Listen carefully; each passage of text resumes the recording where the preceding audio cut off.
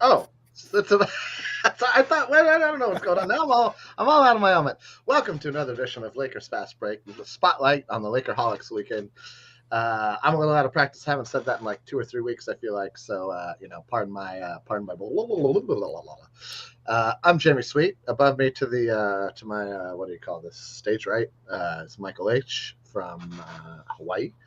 And above me to my stage right is Joe Glassard from the cool as a cucumber state of Nevada.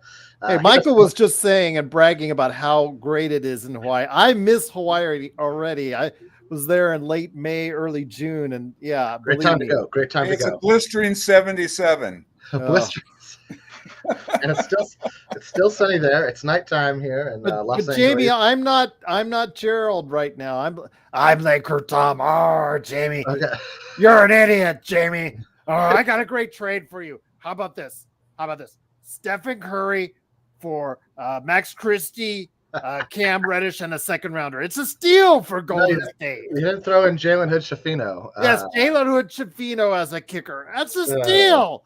Yeah, you're an idiot, Jamie. Yeah, I have no faith, is what he likes to say. Or no, he says that it must be. Don't be idiotic, Jamie. It must be sad living a life with no faith. And I'm like, it's not that. My glass is half empty. Glass is half empty. That's my favorite. You and Gerald, your glass is half empty.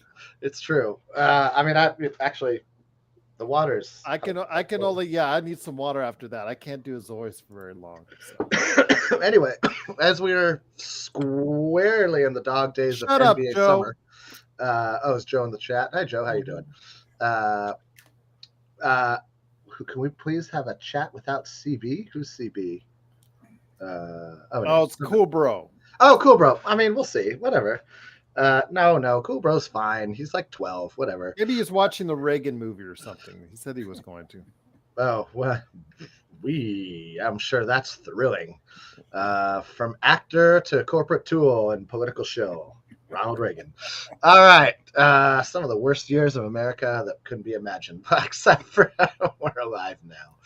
Anyway, this isn't a political podcast, thankfully, or I'd probably never stop yelling at people. Get off my lawn. But yeah, saint of misfortune. Anyhow, I got nothing but jokes when it comes to Ronnie. There's actually a really great 8-track my grandparents used to have. I forget the comedian's name, but he did a great Reagan impersonation. All the bits were funny. I used to have it memorized up until, I don't know, my mid to late 20s. I could probably recite the whole thing. If I was playing, I could probably recite it by memory. It's like, you know how things get buried in your brain and they really just take up space. They have no practical use. Yeah, Gerald loves politics. Top 5 things Gerald likes to talk about. Politics. How great the Celtics are doing. How pop culture cosmos just doesn't quite have enough content out there because video games don't get churned out at a fast enough rate or movies don't get made at a fast enough rate. Although Hollywood is at a slowdown. I'm not sure if that's affected the cosmos or not. Anyhow, we're here to talk about a couple of things specific to the Los Angeles Lakers. First off, how you guys doing? Michael, it's not too hot. Gerald, what is it, 200 million degrees there or what? It's 109 today. That's all. Oh, it's a little hotter than here. I think it got to 81 here. Good God. How did you live? But there is a trade wind, so it keeps it cool. I'd trade a win. I'd trade for a win right now. See, I miss Hawaii so much. I'm wearing it on my shirt. And I miss, anyway. Yes, more politics. Cool bros love life. Anywho, what I wanted to touch on today, and I'd love to get your thoughts, the Jarred Vanderbilt news.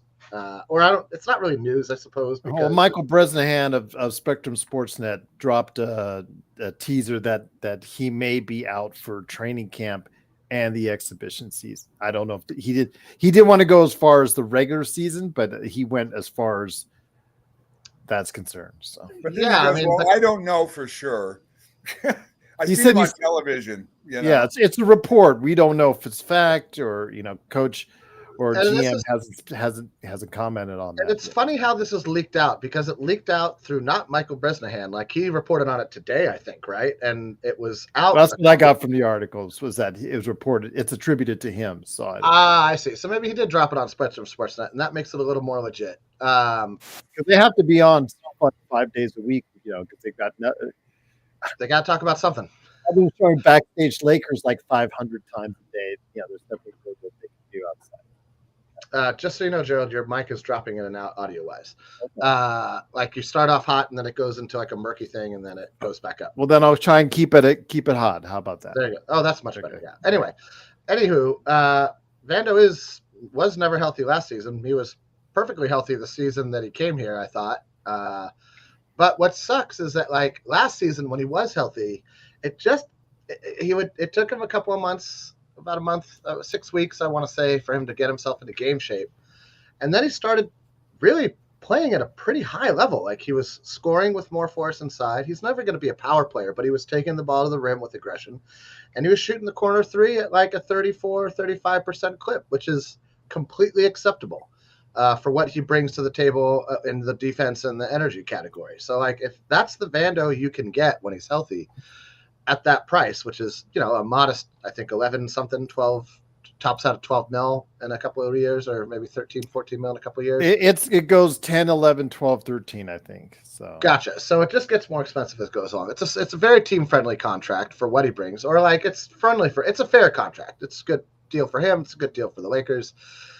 I think this puts him right into the Gabe Vincent category. Everybody's going to include him in a trade. Nobody's going to want to trade for a guy who didn't play last season with a foot injury. And so I just don't think it's going to happen. But we'll have to suffer through $8 million, not just Laker Tom trades, but the world. The world now loves the trade machine. Vando is alive, Joe. I saw him. I saw he and Elvis. They were doing some stand up at the Improv together. It's great. It's a great bit. Elvis is funnier than you think he would be. Anywho, what are your guys' thoughts on this? I mean, it's kind of weird how it came out. Obviously, this opens the door for more Rui Hachimura minutes off the top of my head. Michael, what are your thoughts? Well, you know what? I really don't know what to make of it, because remember our friend Nunn, who had a heel bruise that you a bone bruise in his knee. It was a bone bruise in his knee, I believe. Yeah, a bone bruise that lasted the entire year, and the Lakers never really came out and said, "Okay, this guy's going to be shelved" or anything. And I think it lasted like 2 years. And so it's like, I don't know. Can we trust the Lakers to really, tell us what is going on with the player, or is there nothing really to it? You don't know at this point. If he's not going to be in camp, then there's definitely something to it. I mean, we'll see it. We'll see how accurate the report is. Because right now Mike B's pretty in touch. I feel like if it's Bresnahan on TV, he's that's as close to like the Lakers coming out and saying something as it gets. Because Spectrum SportsNet, in my opinion, is like the mouth of Sauron. I'm all over the Lord of the Rings stuff, by the way, because I just started watching Rings of Power. So it's definitely like on the top level of the psyche right now.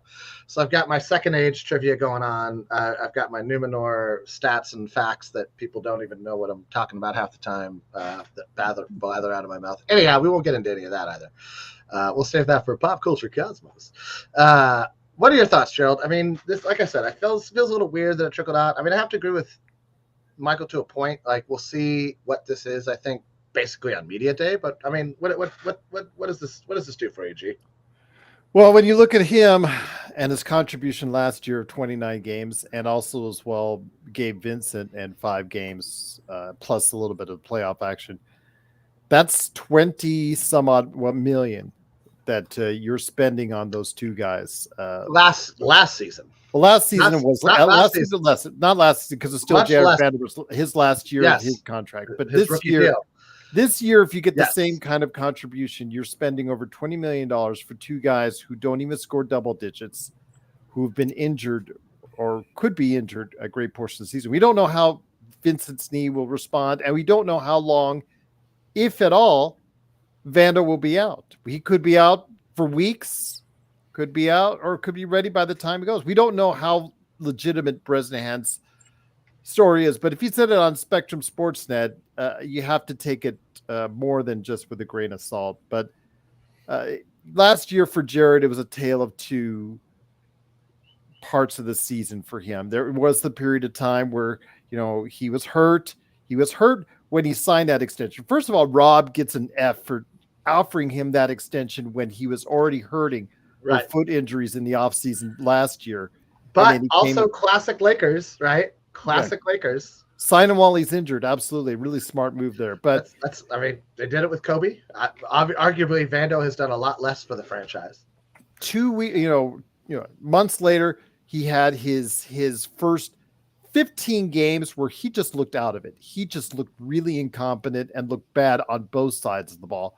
He finally got to be where, well, actually, I think Ham realized, you know what? I'm just going to go ahead and put you in the dunker spot. I'm going to take away the 3-point shot from you. Don't have to worry about that. Put you in the dunker spot. You can't drive very well. You can't shoot very well, but I'm going to put you in the dunker spot to make things easier for you. And it started to work. It started to find some minutes for him that he started to look pretty good on both sides of the ball. But then he got hurt again. Yeah.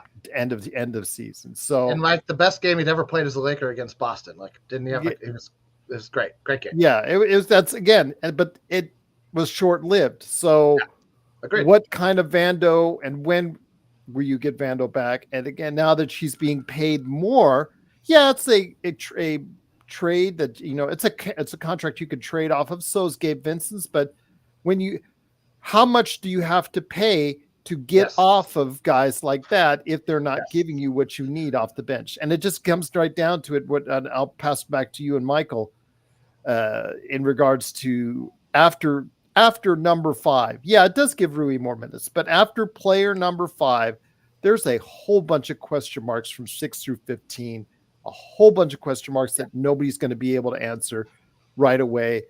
Max Christie is a question mark. Dalton Connect, as much as I'm intrigued by him, he's a question mark. At least on the defensive side, a rookie. Then after that, they've already shown that they're huge question marks. So really, this team is lacking some consistent depth and any type of reliability right now.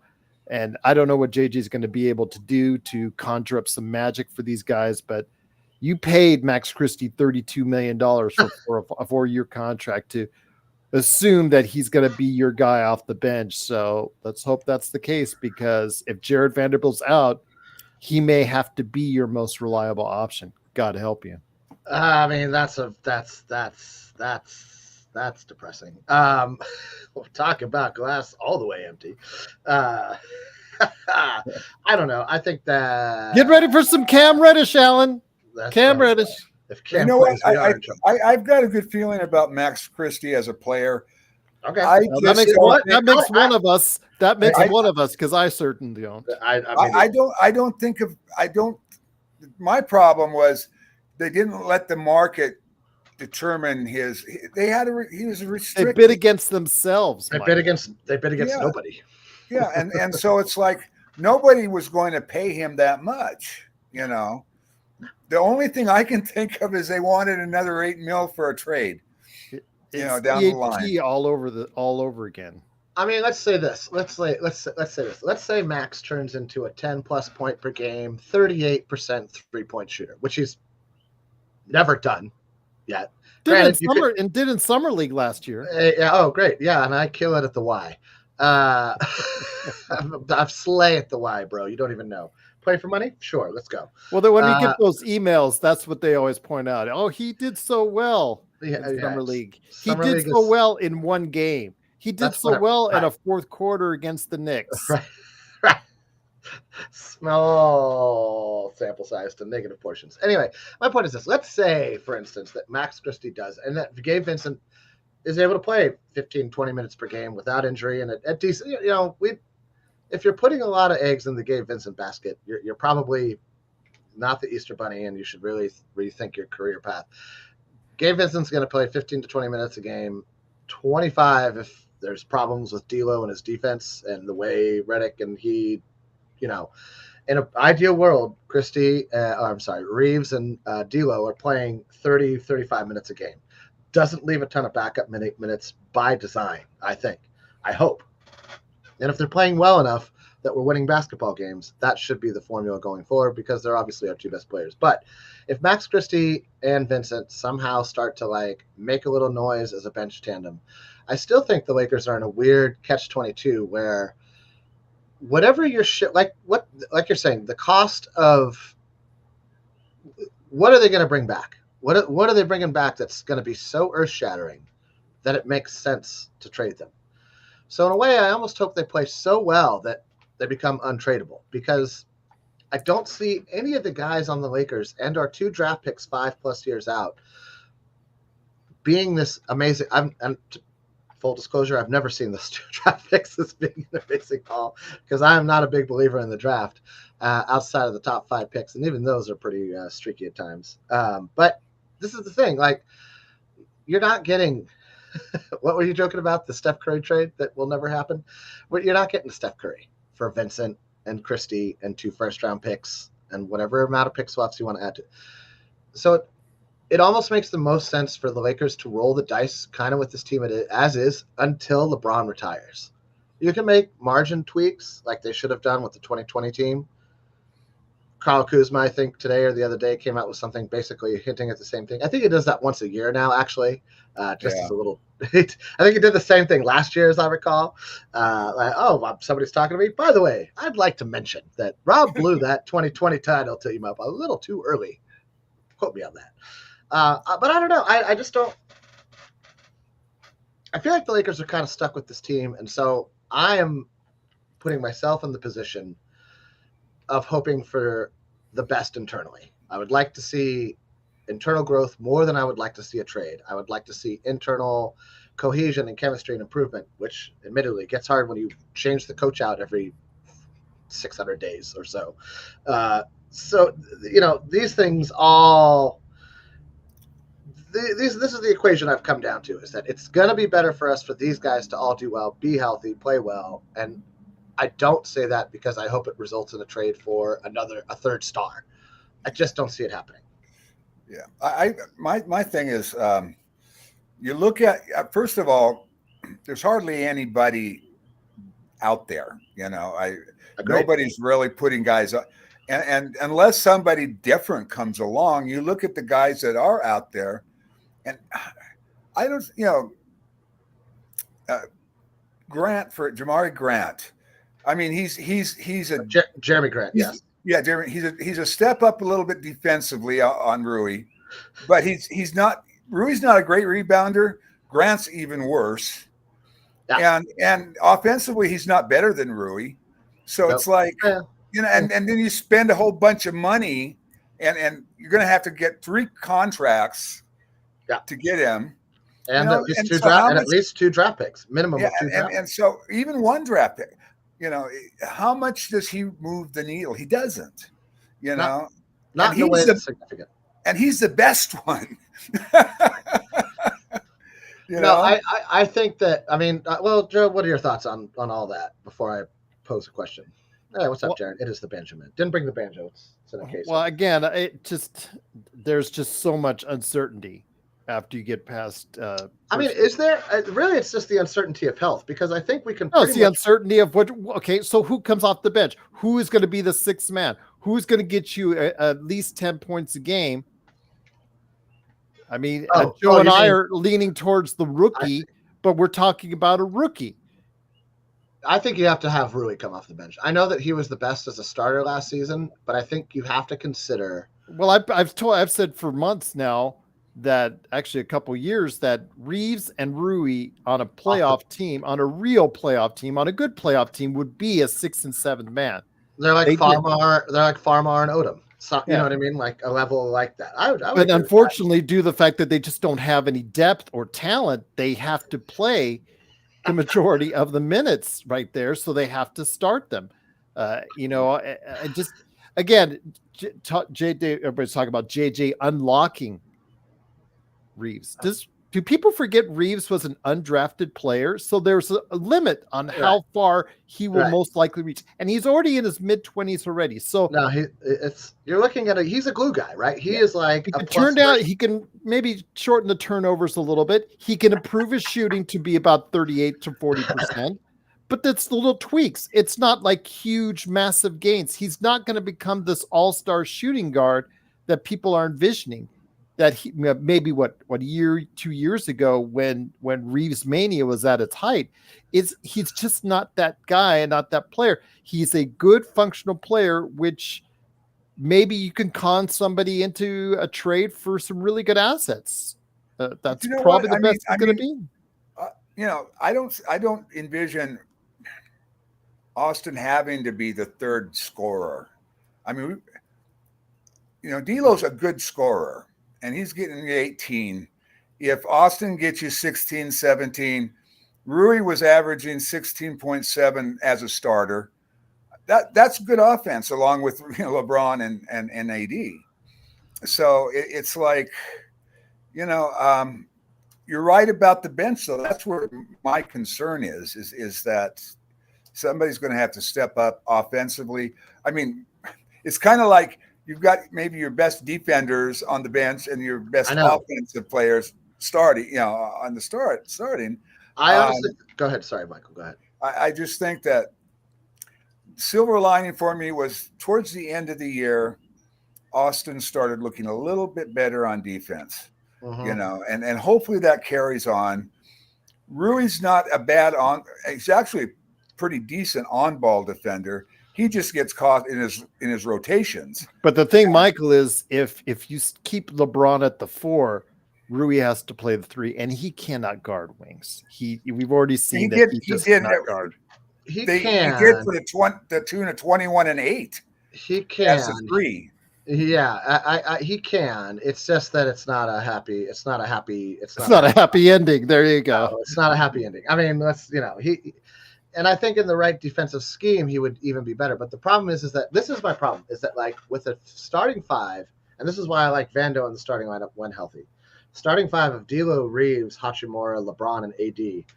That is a lot of pressure being put on AD's ability to recover, contest, rebound, and then be ready to contribute on offense on a nightly basis. That's asking a lot for 48 minutes, 35, 40 minutes from Anthony Davis. Well, let me ask you this. It's just not doable. Real quick, I want to answer a couple questions. Darren, I'm a 5th-generation Californian, actually, so I'm not from Arkansas. And it's conversation. They're saying conversation, even though they keep typing conversion. Both Gerald and Joe keep typing conversion, which is hilarious to me. But anyhow, I just wanted to get through that. And yes, if Cool Bro does show up, I'll get the. Oh, I just copied and pasted what Joe said, so that's basically his typo that I copied and pasted in there. Oh, and Joe, you're right. I told you so.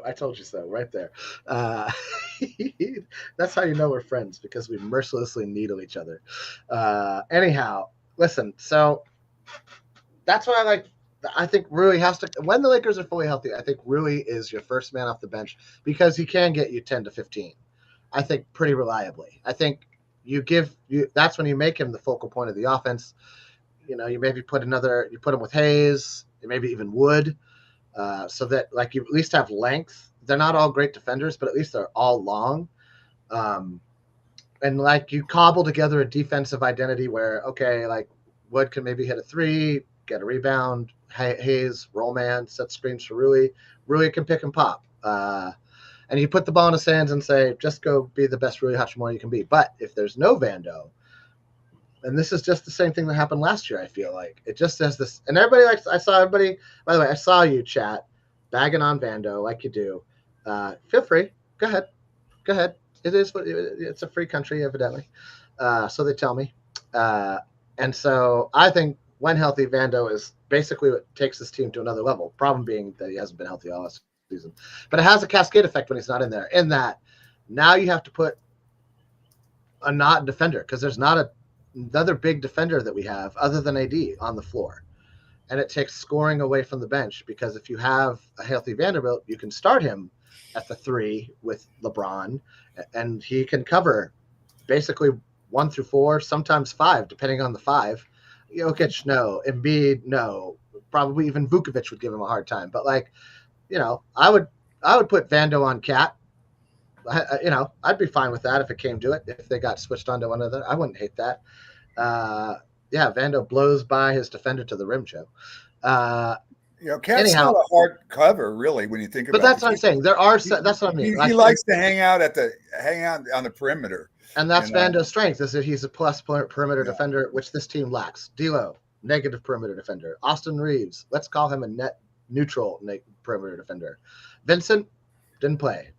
Really negative, I'd say, perimeter defender. Better in the post, better on the paint, on the block. And I don't have a lot of appreciation for whatever they call Christian Wood's defense or Max Christie's defense or JHS barely played, so we don't know. Somebody's got to come out of the woodwork here, is what it feels like. It's either got to be Hood Schifino, Max Christie, Reeves taking that Mercury, that comet-like leap forward where he does shatter your expectations, Gerald. I kind of agree with you. I don't see it in him. I think you're getting almost to the Max. Pardon the Christie pun there.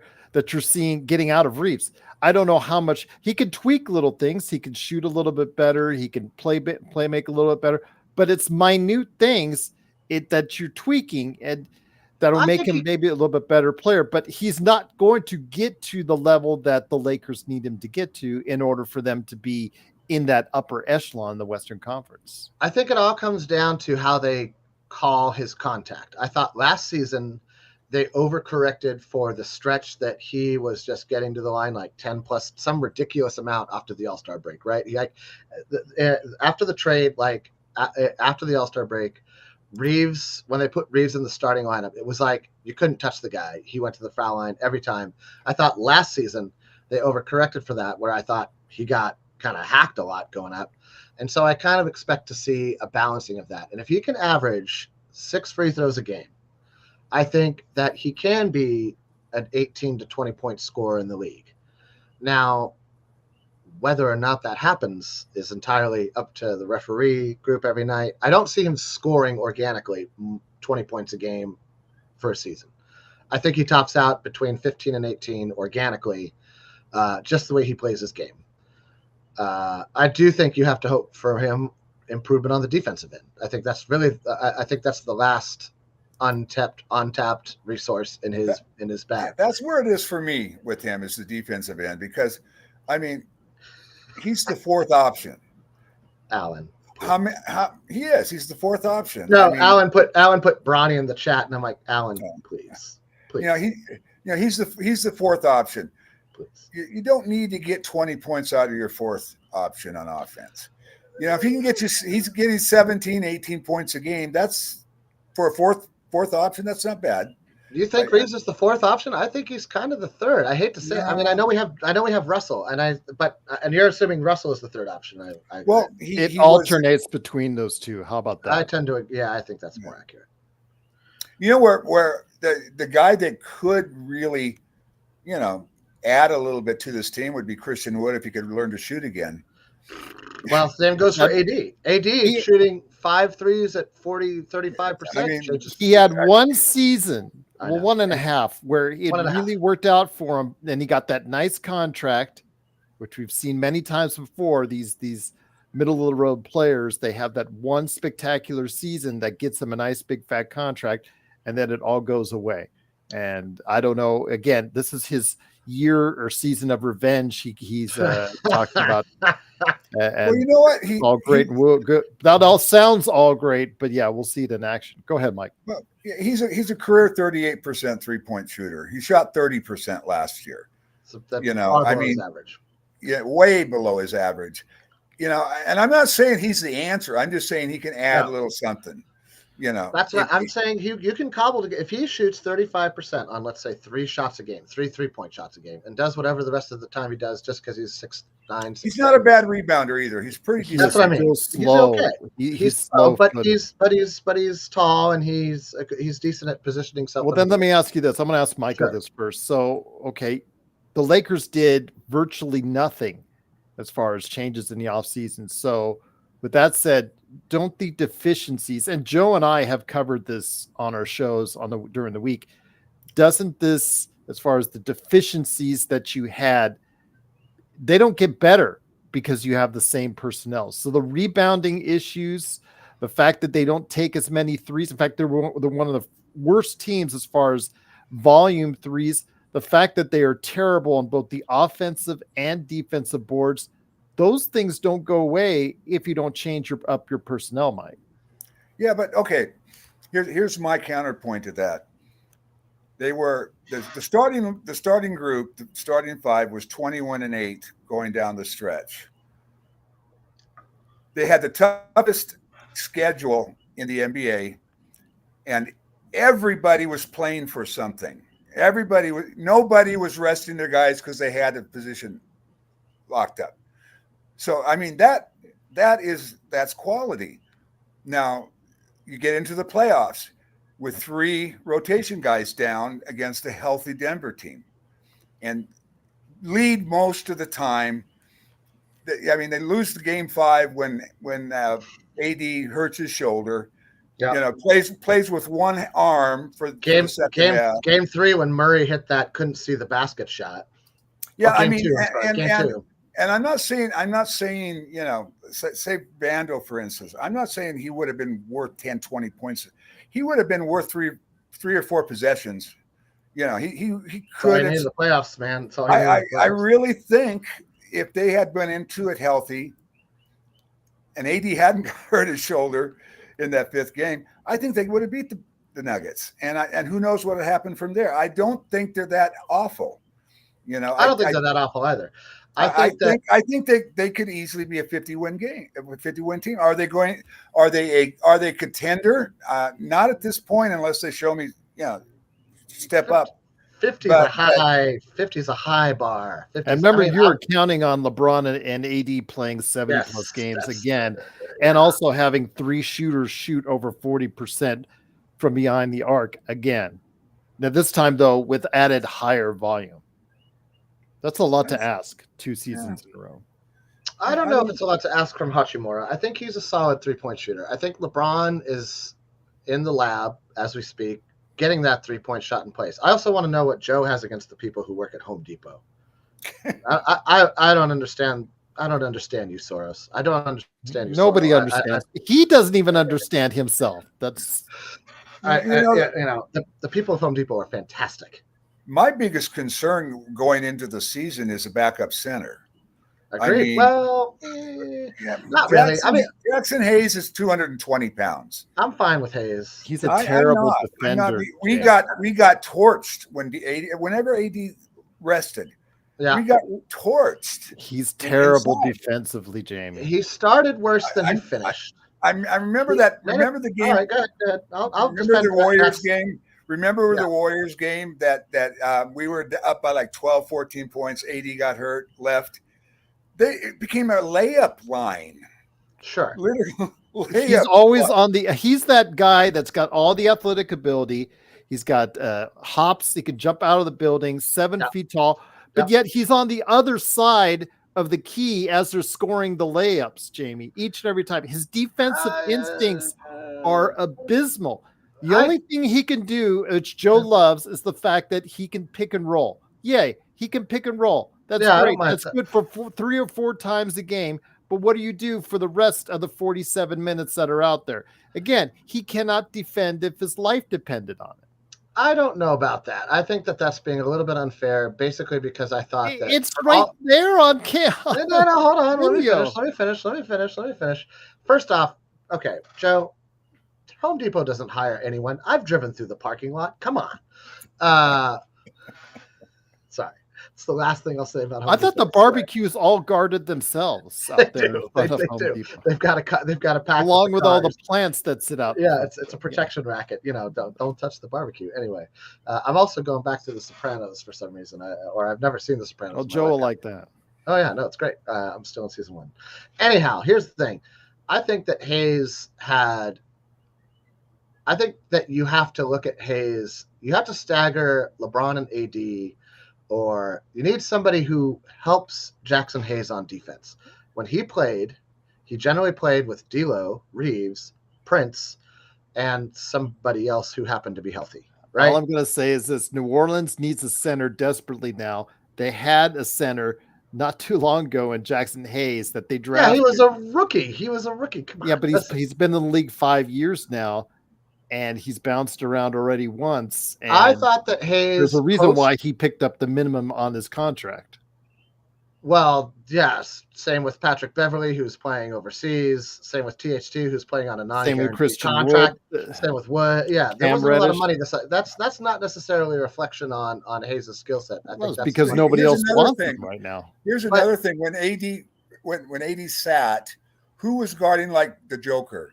It wasn't Hayes. It was Rui or LeBron, because they wanted Hayes to be some kind of weird roamer. No, I thought that they figured out whatever they did with Jackson Hayes from January on. I thought worked.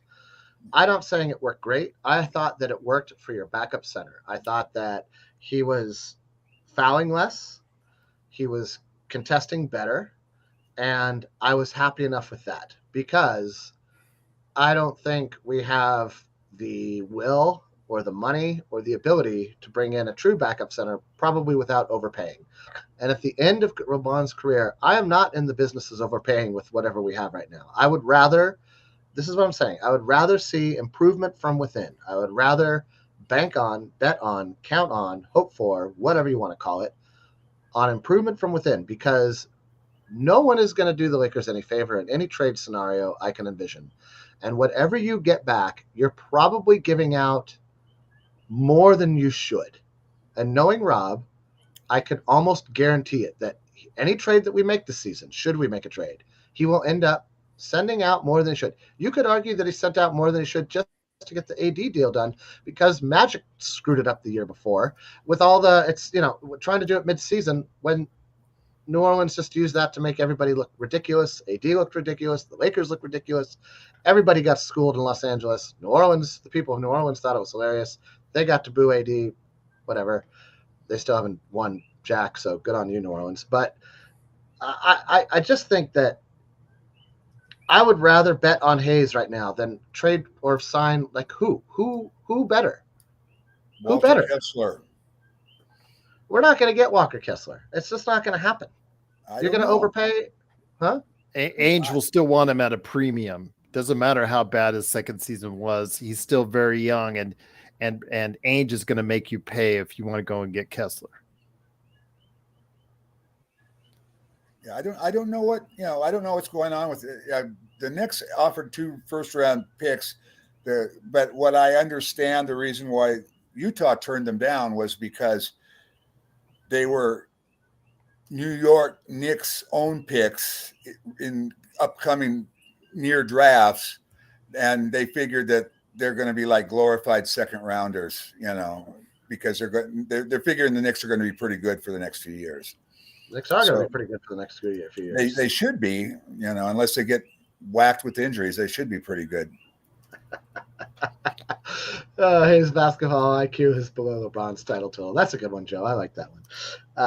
Anyhow, all right. Listen, let's move on from backup center. I don't think we're going to get Walker Kessler. I think that he was on the trading block as much as Markkanen ever was, which is to say, yeah, if you want to send me a king's ransom, you can have Lauri Markkanen, but we're planning on resigning him. And yeah, technically he's a restricted free agent or whatever he was at the time. And cool, bro. Not the guy, but the idea. It just wasn't ever going to happen in my mind. All right. The other thing I want to talk about is the Lakers 3-point shooting. Everybody thinks the Lakers need to take more threes. Not surprisingly, I would like to see the Lakers pretty much cap it at 35. I think much more than 35 when you're playing away from LeBron's strengths, or at least his traditional strengths. He could maybe. Well, the Lakers finished the top 10 in efficiency. They were the 8th place NBA 3-point shooting team as far as efficiency. So I love that. But also we got to the free throw line, top 5 again. Second. We were actually second. We've been top 10 since LeBron came here. Every season. I completely agree with you. 35. You know what 35 does? It makes us 15th in the league. That's right. It makes us right in the middle. That's exactly where I think that's perfect. If we can shoot 35, be middle of the pack, fantastic. And if we can keep that efficiency, even better, because now you're getting probably another 3 to 6 points a game out of that. We're talking about 1 or 2 more, 3 or 4 more taken threes, 1 or 2 more made threes, right? Yeah. Roughly. Yeah, we make it up on their free throw line, Hopefully. I mean, that's where it's going to be interesting to see how much LeBron drives? This is the real question for this Laker team, right? You have what is the traditional LeBron James game where he's a downhill locomotive, bullies his way to the basket, and I think we'll still see that on occasion. I just also happen to think he's probably going to once again shoot the most 3-pointers in a season that he ever has. I think this not just because of his age, but because Redick has openly said, I want you to shoot more threes. Darren, please come to Lakerholics.com. We'd love to have you there. Your sorrows are welcome. Tom will try to cure them with positivity and optimism, and I'll be like, yeah, no, bring your sorrows. It's cool. We're all a little bit sad. It's good. We're all sitting here, a bunch of talking sports. It's all cool, man. So I think, 35 works for me. 35 means you're still trying to put the ball in AD's hands. Well, let me. Yeah, Alan, I apologize, Jamie. Alan said, I don't mind us shooting more threes as long as it's LeBron, not LeBron. It is LeBron. LeBron shot 40%. Yeah. So, Alan, if you're talking about the statistics, and I understand with LeBron, people have really hated that about his game in recent years, about how he's more reliant on the three. But last year, it kind of worked out for him, shooting 41% from three. So in essence, you would want him to shoot that more often than maybe doing his usual ISOs and stuff like that. He was doing it in the Olympics as well. He was doing it in the Olympics. This is what I'm saying. This is the new version of LeBron that we're getting, right? So if LeBron is shooting more threes, I'm fine with it. If D'Lo is shooting more threes, or about the same amount, I think he shot 7. But 7+, right? So somewhere in the 8 to 9, maybe even 10 threes a game for D'Lo makes sense for me, because I don't like D'Lo driving to the rim. D'Lo is not good in the paint. D'Lo is not good at the basket. D'Lo really should be a catch and shoot 3-point shooter, or a transition 3-point shooter. Those I feel like are his strengths. What's up, Kurt? That's where I like when people say, like, I want to see the Lakers shoot a lot more threes. Who are we talking about doing the shooting? This is the question I have. If you say, okay, LeBron's going to take, what did he shoot? How many did he shot? Like 7. He shot 8 last year. Not 7 or 8. I think it was just under 8. So let's say he shoots. Let's just make it a nice round number. Let's say he shoots 10. That's a dramatic uptick in volume. That's a lot more 3-pointers per game for LeBron than he's ever taken, even on top of last year, which I believe was the most he had ever taken. 10. All right. So now you're not even a third of the way to 35. No more than 10 for D'Lo. So now you're a little over halfway there. You're at 20. And let's be honest, neither's going to shoot 10 per game. It'll probably be more like 8 or 9. But let's just say, for the argument's sake, they both get 10. Let's just to make it easy on everybody and not overtax our brains. So now you're at 20. Who's taking the next 15? You don't want Hachimura taking more than 5. I think Rui's games is actually, he's a better mid-range shooter than he is a 3-point shooter. I know he makes them at a decent clip, but I don't know that I want that to be his role. I think I want him as a starter. He shot 43% from on 4 from games. The bench. From the bench, it's like 35, 34. I want to say, like, it's a big. There's a big separation there. It's a pretty.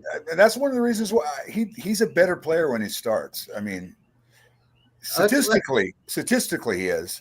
I agree. I mean, yeah, the problem is that, like, you got LeBron, like Gerald said, if you're playing LeBron and Rui and AD and Reeves and D'Lo, you're really looking at a lot of ground you got to make up on offense over defense. Darren, it's all when it comes to Dalton, though. Time out on the whole Dalton connecting. He's a rookie. He's never played in this many games. It's going to be an 82-game grind. If the 3-point line is further back. He's a rookie. Get it out of your head that he's going to be the savior for the team. If you're relying on Dalton Connect to come in here on his white horse, I'm not relying on him, Jamie. But I think the way that the fact that we have very unreliable candidates after number 5, I think there's a chance that he can become a really good candidate for the Lakers to play. If he beats out Max Christie, if he beats out Max Christie and JHS, another thing about Dalton also is, he's one of the few guys that's a motion shooter. He can come off a screen and shoot as a motion shooter. Not most of our guys, even LeBron, he dribbled up and he shot his threes. He wasn't shooting off of screens. He wasn't shooting off of motion. D'Lo a little bit, not so much for Rui or not so much for Austin, but Dalton can. That's part of his game. So, in theory, I mean, from the college 3-point line, yes, but we're going to see how that. I mean, listen, Adam Morrison was supposed to be a great shooter. I mean, the league is littered with great college shooters who just couldn't cut it. Now I'm seeing, and I agree that Connect. If his defense gets to even just a below average stat point, he's going to be out there on the floor because I believe he can get to a 40% shooter from three. The problem is his defense cannot be a matador. If he's not a matador like he was in the summer league, then that's a good sign for the Lakers. But the problem is it's very sketchy right now. Yeah, I mean, part of that it's summer. Again, like I take very little from summer league. Positive, negative, defense, offense. You might as well be telling me you killed it at the Y. I kill it at the Y. If he's shooting 40%, though, he's going to be a good option for the Lakers. But he also won't be. He won't have the ball that in his hands like he did in summer league. This is the thing. Like none of it. It's all fantasy. He's going to get 15-ish minutes a game, right? 15 to 20 at best. And that's, I think, if you're right, Gerald, if his defense is up to par. If his defense isn't up to par, he's going to get 5-7 minutes at the end of blowouts, right? Maybe a little bit of time before the half if somebody's in foul trouble or whatever. This is the reality of the NBA, of not the NCAA, not of summer league, of the NBA. And I've been saying this my whole dang life. I've watched summer league games. They're a lot of fun to be at. I don't think it matters for your NBA career. You can kill it in summer league. You can suck. You're gonna show us what you can do when it matters. When the lights are brighter, when there's more travel, when there's more games, when you're facing way better opponents than you ever faced in summer league or the G League or college. And defenses may even be geared up to kind of stop you if you're the first guy off the bench. And they just will chase that guy off the line. Don't let him shoot the three. I think the best option, if he does break out and become a Rookie of the Year candidate, Michael and Jamie, he'll the best option for the Lakers is if he does become a breakout candidate for Rookie of the Year. If he does become that guy that the draft experts said that the Lakers really hit on. So that's a big if, but we'll see.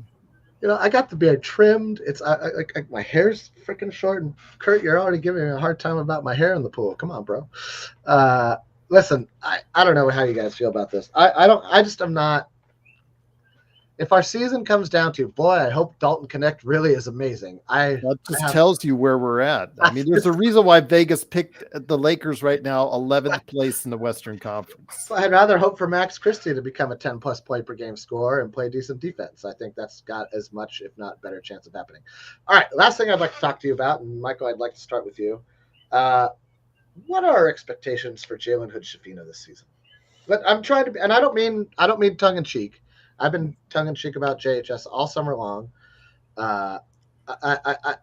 It's hard to know because I've only seen him play in a few G League games, but what I've seen in the G League, I haven't hated. Michael, your thoughts? Well, he was killing it in the G League when he was healthy. I mean, his biggest problem was he started the year hurt. He finished the year hurt. Yeah. He had a corridor of health in between. And I watched quite a few G League games. He was one of the best. He was being considered one of the best, if not the best, point guard in the G League. That when he was healthy, guy was putting up 20 points a game, and I forgot how many assists. He was looking pretty good. But that's the G League.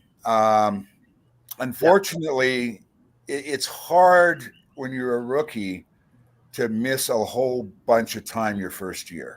It really and get a rhythm. Yeah, agree. Yeah, it really. I remember Julius Randle got hurt the first game, missed the entire year. That second year, even though he was super talented, it took him almost to the end of the season before he started showing any of his talent. Yeah, So I mean, it's tough on a rookie. So we'll have to. I don't know what my expectations are for him. I just hope he's supposedly healthy and he's supposedly at the facility working out. So hopefully, fingers crossed that he can get healthy and learn a little bit. And I don't see him, at least for the first half of the year, really getting any kind of rotation minutes. Maybe if he's healthy and he gets, comes up and down, you know how they do it, up and down with the G League.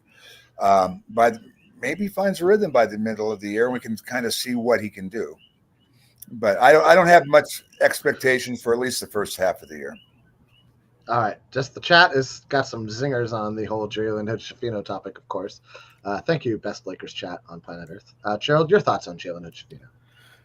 Well, he had back surgery.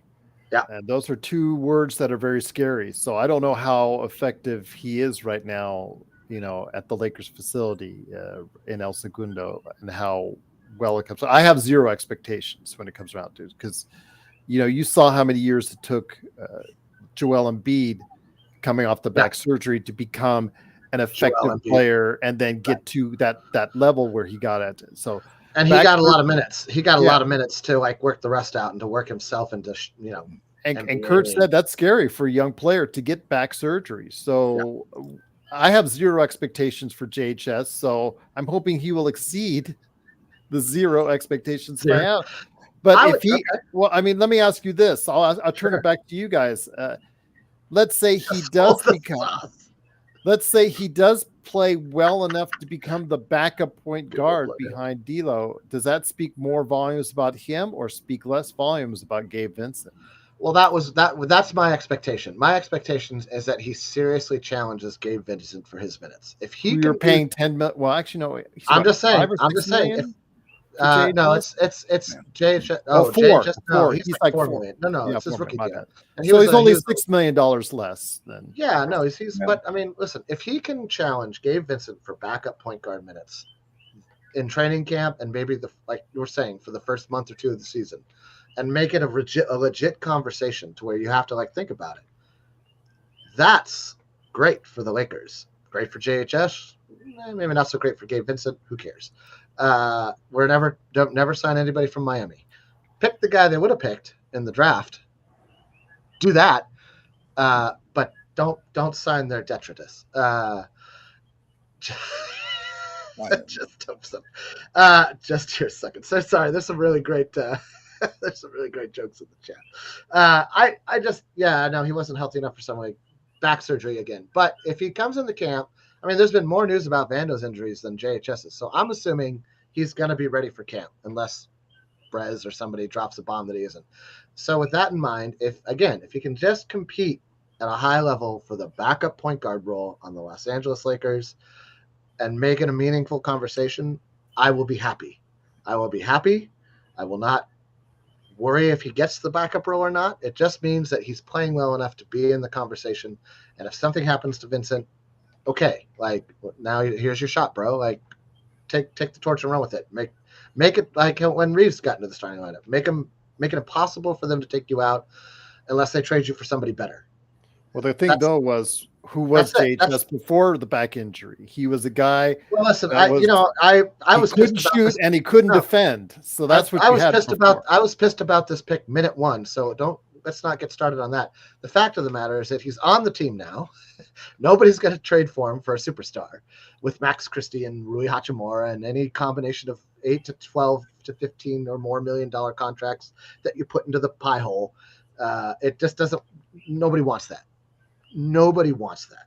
Nobody wants the Laker role players for a superstar level talent. Nobody. I don't care if the superstar asks out and says they'd love to be a Laker.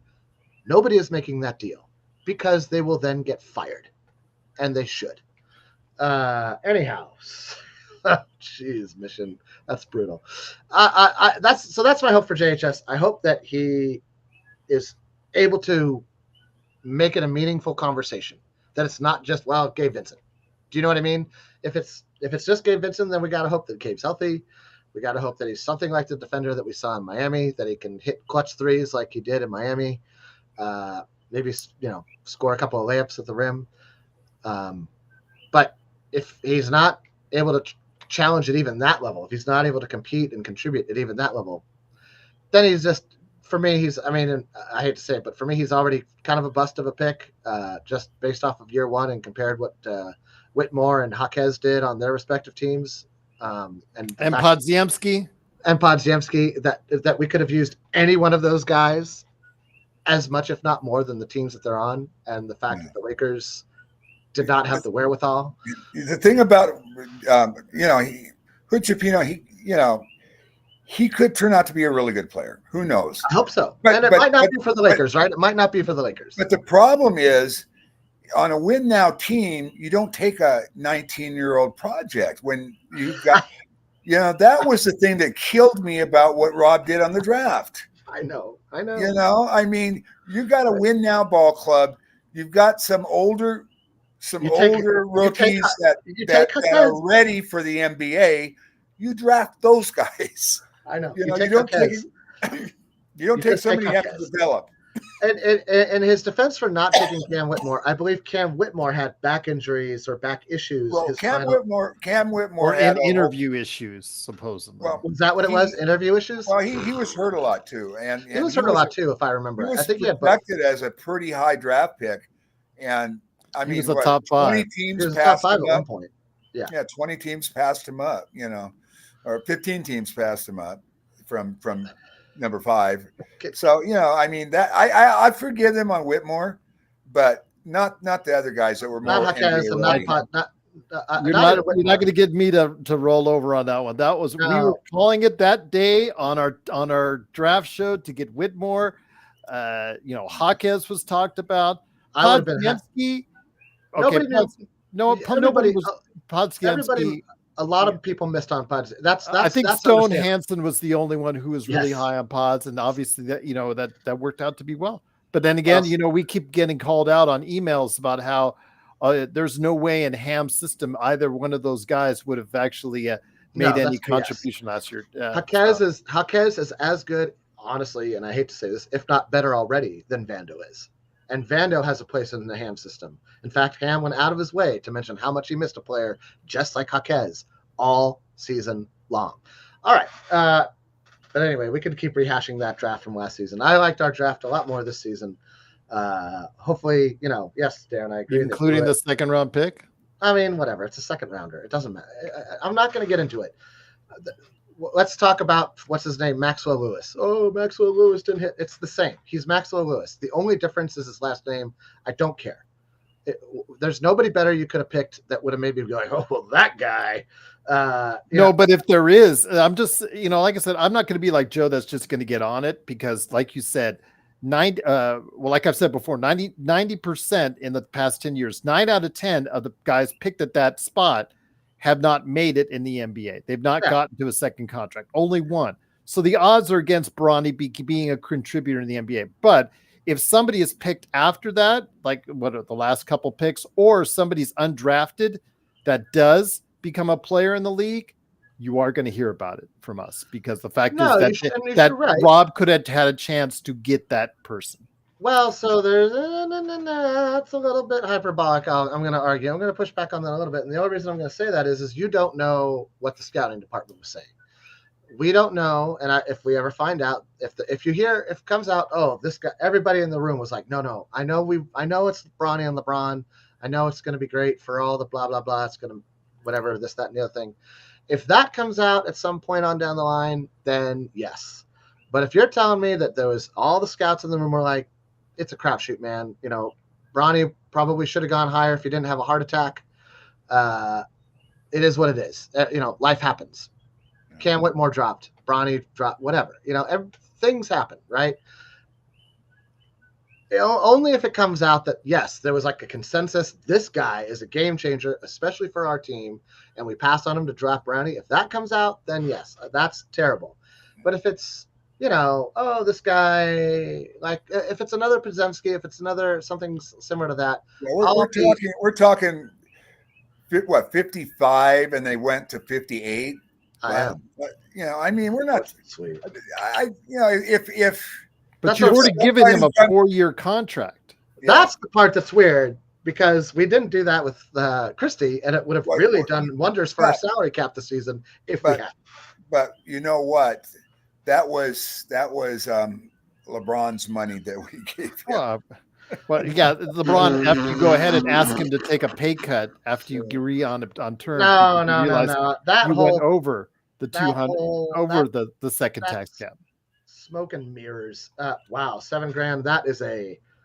That is a robust projection. I sure hope so. I sure hope he ends up as good as Derek Fisher does, because Derek Fisher was legendary at taking a charge off the screen.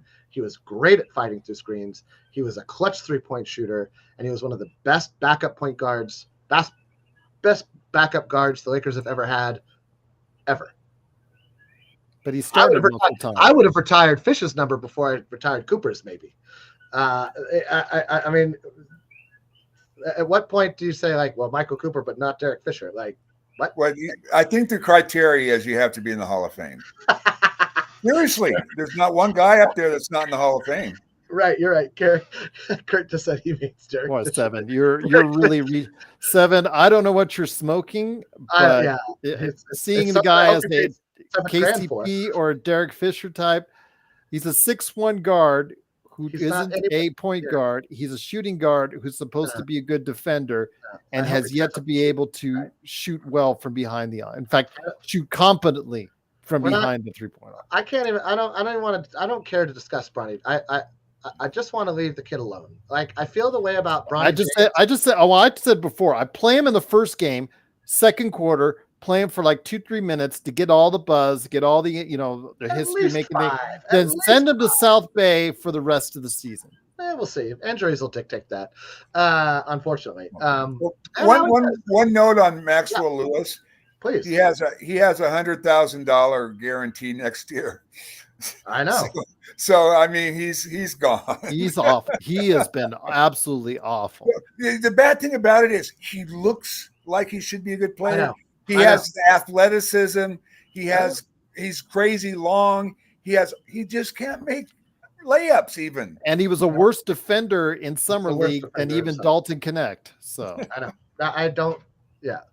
I mean, yes, Joe, that might have been wise as well, but everybody knew that wasn't going to happen. So this is, I feel about Bronny the way I feel about when ESPN puts high school football players on TV. Just leave them alone. They're not even 18. You're making money off of children. That's what we do in Kentucky with coal miners. All right. Sorry, people in Kentucky, not really. I'm just saying, leave the high school kids in football alone. Let them just be. This is crazy. Kids. What a world we could live in. And same with Bronny. He's either going to make it or he's not. All the shove, his dad and whatever. Like, just let him be his own dude. Let him carve his own path, and he'll do just what he's supposed to do. And I think 2 years. I believe 2 years of his contract is team options. So the last 2 are team options. So it's not like they're going out on a limb on him. If he doesn't pan out in the first 2 years, then they can let him go. Yeah, they will. And just like Christy probably got. Now, last thing I'd love to talk about, because I just can't let it go. I really can't. It's driven me mad since it happened. And we're talking years here. It just, I couldn't help it. I feel bad for Taylor Horton Tucker, but I could not help but audibly chortle, laugh out loud. In real life, I audibly chortled when I saw THT on a non-guaranteed contract for, I think, Chicago, right? Yes, Chicago. Yeah. I love the fact that you said the word chortled. I'm not audibly, sure I understand. I like to substitute audibly chortle for laugh out loud because I think it's cooler. It is technically, if you think about it, audibly chortle. Who uses the word chortle? Nobody. Audibly, come on, laugh out loud. LOL, over it. Kurt says the irony in that THT is replacing Caruso on the Bulls. This is not irony. This is madness. 2 teams afflicted with the same madness that somehow devalue what Caruso brings. It changed the entire trajectory of the team when we made that choice. We went from a team that could defend on the perimeter to one that had a guy with long arms and nothing else. What's the thing about it is that Darren, Rob tried to frame it as we had to make a choice, either one or the other. They didn't have to make a choice. They could have signed Caruso and THT Horton Tucker. They didn't have to make a choice. They just had to spend a little bit more. Well, it would have cost him $8 million more for. Yeah, it would have cost him 16. Caruso really would have cost 16. Everybody blames that on Caruso when really you have to blame that on the entire roster salary of the entire team, because it's not just Caruso's salary that got you over into the luxury tax. It's everybody.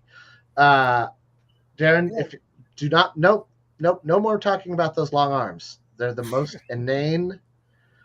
Whatever. Now, when I hear people have long arms, I want but he's got long arms. I kind of want to punch him in the mouth a little bit. Just a little bit. I mean, I'm not a naturally violent person by reputation, but when I hear that, it's a little triggering. I have a long arms PTSD thing going on here. Before we go, I want to ask. Sure. I got a question on Jamal Murray, but Seven Grand has a question first. Okay. He wants to ask Jamie. Throw it up on the little. Do you think the Knicks will be contenders, guys? Oh yeah, I think they're top 4. Too. I think they're a top 4 team in the East. I don't think that's an accurate description. I think they're all A-, B+ players. I don't think there's too many C level players on that team. They're 7 deep with some 7 really good players. Yeah, they kind of remind me, and with Brunson being an A+, probably a solid A level player in the league. If they can turn over Randall into something, like better size, because Robinson has to stay healthy for them. Shut up, Alan, about long arms. Everybody, next person, I'm going to find you. And I'm not going to punch you hard. I'm going to punch you in the mouth. Alan's pretty built. I don't think Alan is very scared of you. So it's not about fear. It's not about I'm going to beat you up or anything. It's just about let's just knock it off with the long arms. It's not. It's like Brunson. I've got bulky Brunson ankles. Was a top 5 MVP player.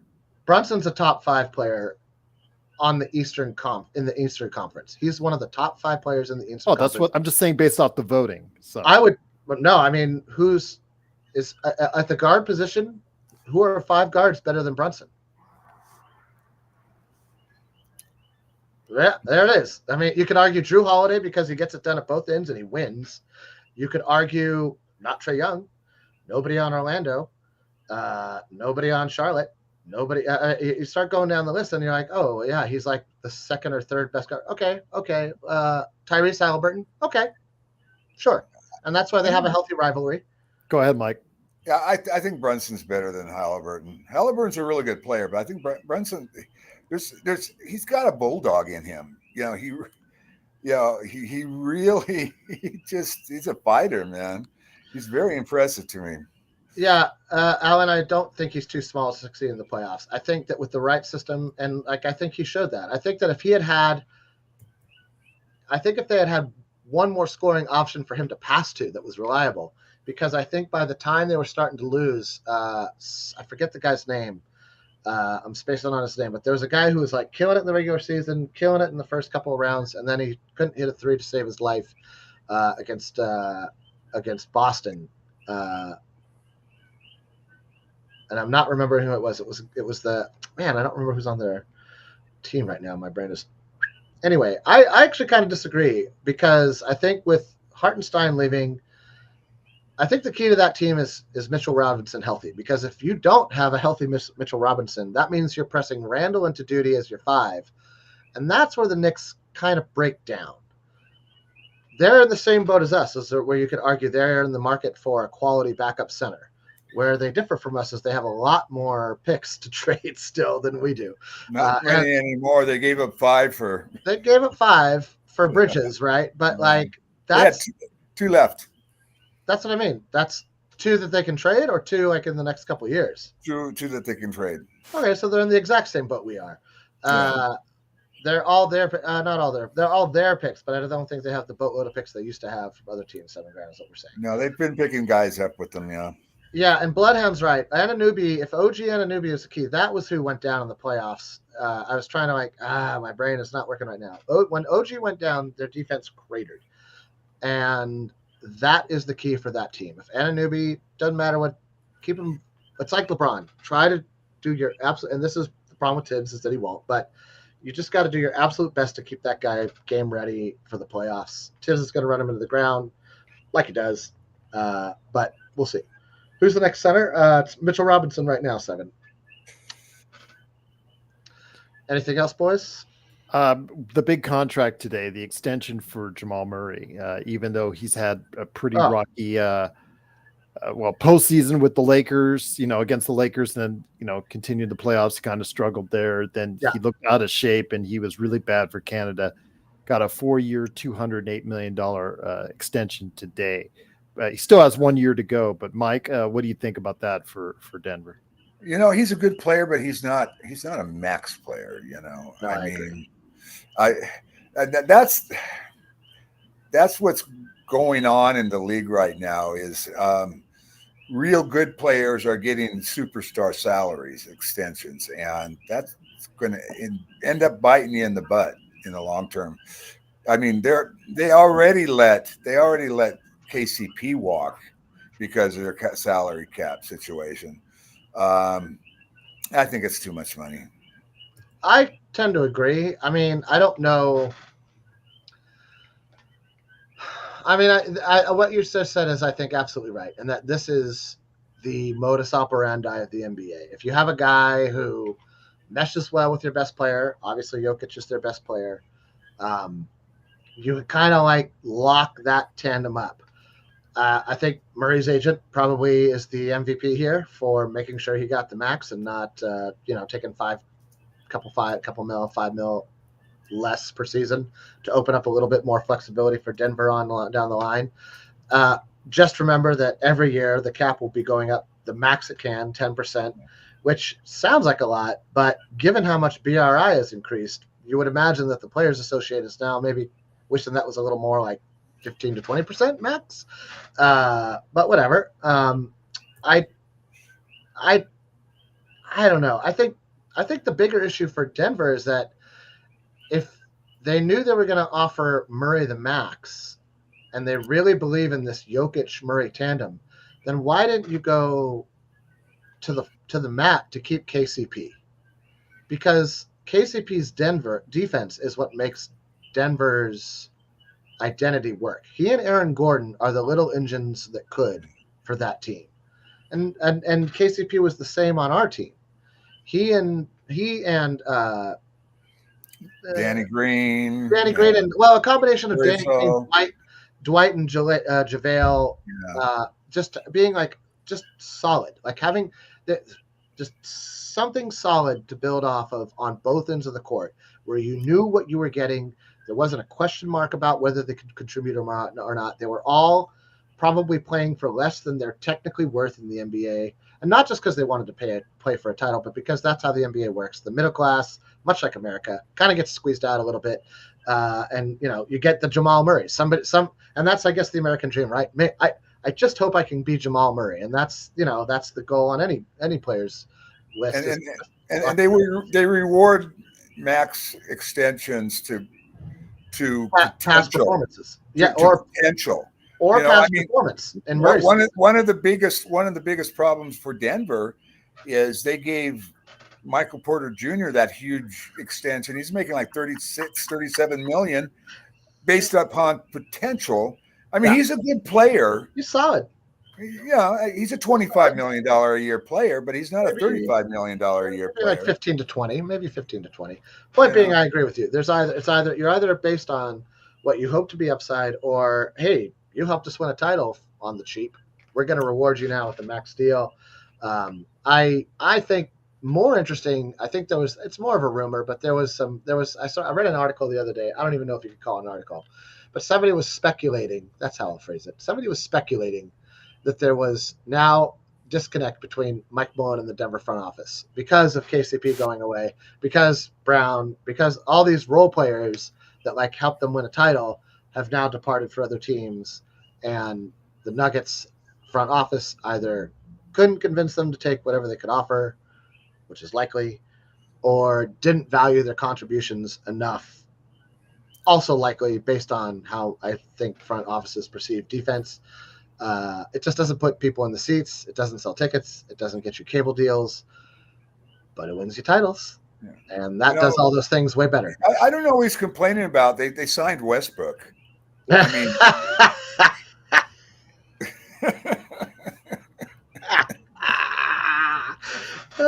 Gerald, what are your thoughts on the Westbrook signing for Denver? I totally forgot to ask you about this. I'm actually quite curious.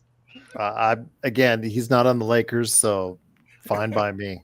But you're all in on it. Just defer back to a couple years ago when the Lakers traded for him and my infamous rant on that day. And you were pissed. You were so pissed. You were, I think you were there. I was on the show with you, and you were. I was like, I don't think it's going to be that bad. I drove 300 miles. It's terrible. I drove 300 miles that day just so I could scream on YouTube about how bad he was and how bad a move this was. And again, it's not on the Lakers. That's all I care about. He, obviously he flamed out in the Clippers. He had a couple moments of a brief, acceptability, but then he reverted back and pissed off Clippers fans the way that he had pissed off Lakers fans, the way that he pissed off Oklahoma City fans, the way that he pissed off Washington Wizards fans. So I can't wait to hear these Nuggets fans that are going to be pissed off.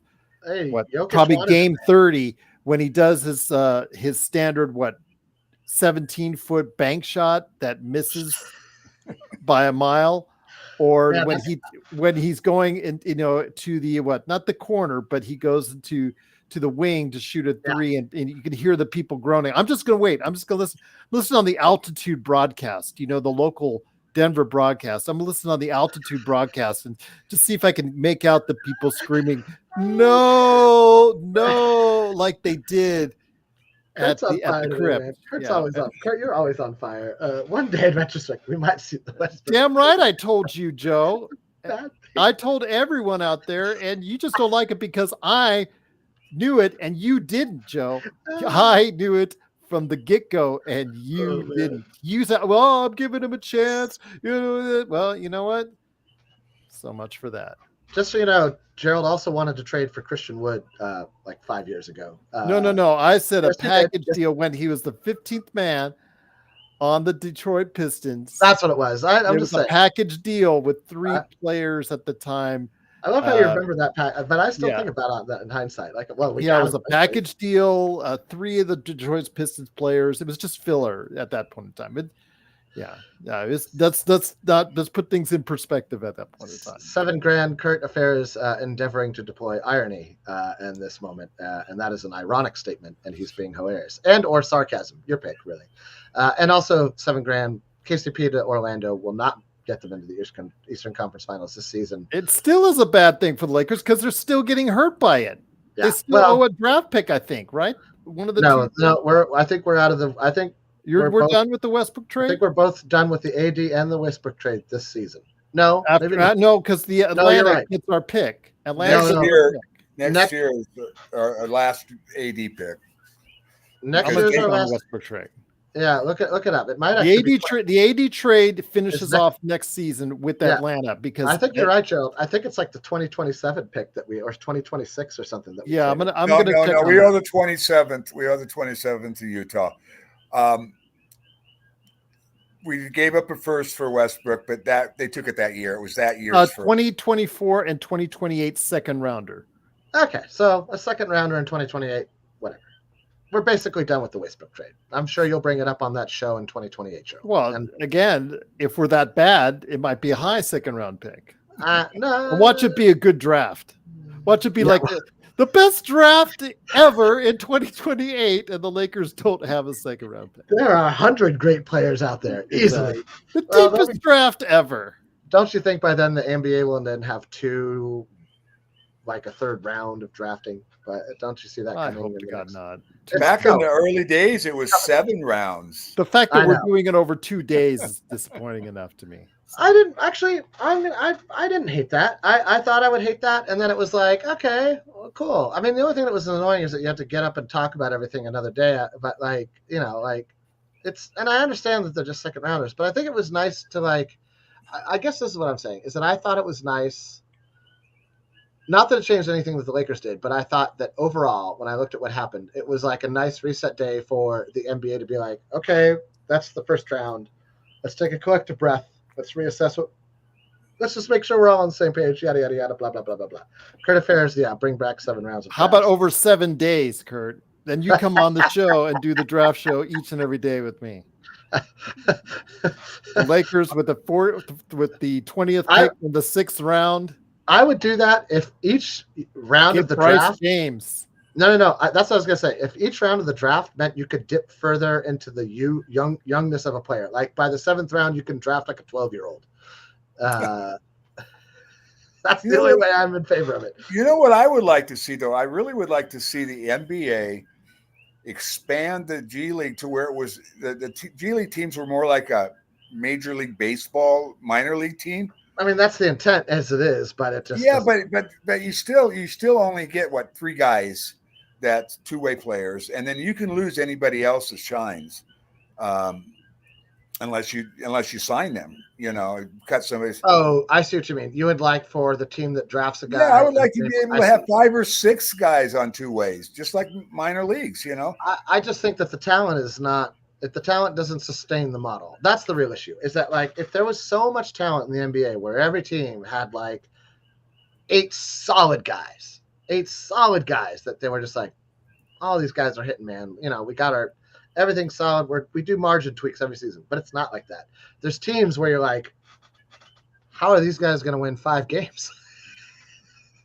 I mean, for me, that's definitely the Nets next season. How are the Nets going to win 5 games? Portland, how are these guys going to win 5 games? I mean, they'll end up at 10 or 12 because somebody doesn't take them seriously or you get hot from 3 or whatever. But it's just that's the true issue. Is that and there's not flag sweepstakes. Let it begin. Cooper Flag. They almost put him on the Olympic team. Oh, okay. That's another. Whatever. He's from Duke. He's like Shane Battier. He's like all the Dukies. He won't. He'll be mediocre. That's another thing when tanking isn't that's as a take. big of a deal as it was. I don't know if I agree with that one, but okay. Well, we'll talk about it in a year and a half. No, go ahead, Michael. Tanking isn't even the same because you don't have as good odds as you used to when you tanked. No, it's not a guaranteed first rounder anymore. Or you're not guaranteed as high of a pick as you used to be guaranteed. Yeah, and I'm cool with that. I don't mind the draft lottery. I think it's better for the NBA, and I think it's better for competition because, and also on top of that, the play-in, where right up until the last week of the season, you still got a shot. A lot of teams still had a shot, and so they're really. Well, I think the play is good for the league. It could be the next Cherokee Parks. That's about my prediction. That's a little rough. I'm not going to predict Cherokee Parks or Cooper Flag. Nor am I going to predict Jimmer Fredette. Whatever. Oh, he's going to kill you guys. He's going to redefine the league, you guys. He can shoot the college 3, you guys. That's what I think about all of that, which is why I don't watch amateurs in the NCAA. I could care less.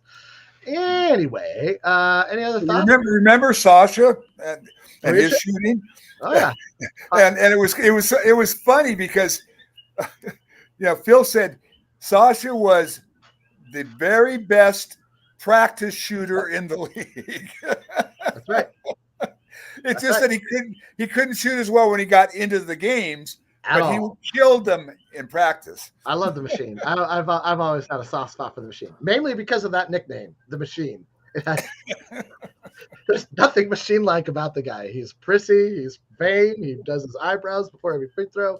He did make the 2 best free throws in Laker history. They were very big ones. Oh, that sealed the deal, baby. I was so happy he was in the game and that he got fouled.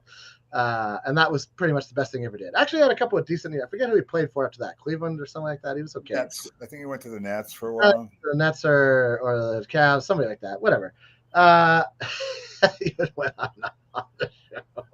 Wait, people talk to you about Vucevic all the time, Gerald? Is that what? Whenever I wear Lakers stuff, people go out of the way to tell me how bad the Lakers are going to be this year. And I thought you were specifically Sasha Vucevic. I was like, no, not Sasha. No. That's very specific. What are you talking about, Joe? I mean, we only made the 2 Home Depot jokes. More than usual. Anyhow, yeah, I guess we're racist against Sasha Vucevic. What is he? I forget where he's from. Anyhow, Slovenian, I think. Yeah, I don't have too much more to add. We are the dog days. Somehow we managed to go for about an hour and a half with nothing to talk about. So that's There's where I disagree with you, Seven. I don't know about the solid role players because they weren't solid last year. No, that jury. The jury is out on the Lakers role players. Yeah, Coach JJ Redick. And you're asking the two top 5 to 10 players that you're talking about because they looked great in the Olympics. You're asking them to be healthy for 70 plus games again. $7,000. I will bet you $7,000 that the Knicks. I mean, the 44.5 win scenario by all the Vegas and all these other bets. That's actually a really good number. I understand it's 11th in the Western Conference, but it shows that they do their research on exactly what most likely will happen. That, will LeBron or AD stay healthy? The guys past LeBron and AD, are they reliable? Can they be counted upon during the regular season? Probably more so. Kurt's got a good question to end it on. Put that up there. Prediction for Laker player to surprise you this year. Slap it up on the whatchamajigger. Yeah. All right. So, all right. Michael, you go first, then I'll go. That's a good one, Kurt. Yeah, this is a good one. I'll pass for a second. Somebody else go. Let me think about this for a second. Sure. Well, let me just say this for Seven. There's a reason why those casinos are nice, big, and tall, and still in business for the most part in this town, is because they're right more often than they're wrong. That's why they take your money. Yes. This town wasn't built on winners. Oh my gosh. How is it that the casino?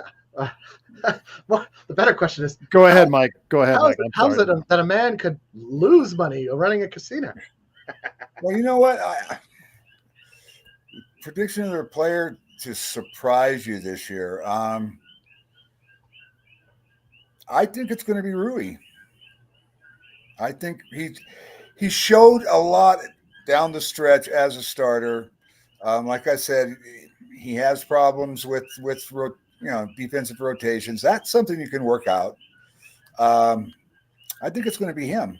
I think he's going to pretty much look like he did down the stretch, which was pretty darn good. Yeah,